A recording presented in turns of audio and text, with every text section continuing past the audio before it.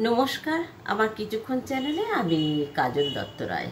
আমি একটা কবিতা বলছি, কবি সুনীল গঙ্গোপাধ্যায়। নদীর ধারে একা একলা একলা বসেছিলুম চূর্ণী নদীর ধারে। একটা দুটো জোনাকি ফুল ফুটছে অন্ধকারে, আর তো কিছুই দেখা যায় না, আকাশে নেই তারা। খেয়ার ঘাটও বন্ধ এখন, নিঝুম জেলে পাড়া।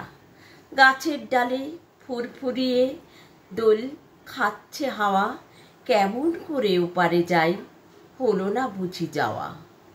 ছলাচ্ছল ঢেউয়ের শব্দ, নদী ভাঙলে কুল। ভরা বর্ষায় চূর্ণ যেন খুশিতে মশগুল।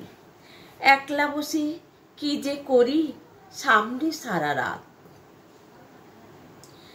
পেট জ্বলছে খিদে, আজ কপালে নেই ভাত। একটা যদি বাঁশি থাকতো, লাগিয়ে দিতাম সুর। কদম গাছের তলায় না হয়, হয়তো হতুম কেষ্ট ঠাকুর।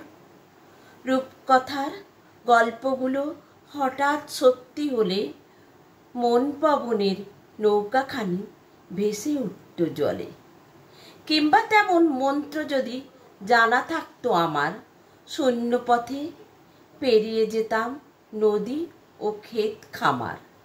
মেঘ ডাকলো দারুণ দেখি বিদ্যুতেরই ছটায়, একটা কাগজ পড়লো আমার পায়ের কাছটায়।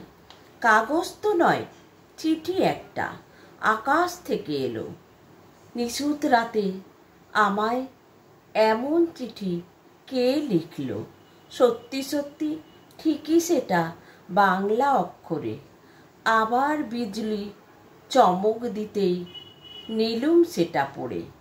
খিদে তেষ্টা রইল না আর, জুড়ল প্রাণ মন। সেই চিঠিটার মানে বুঝতেই কাটবে সারা জীবন।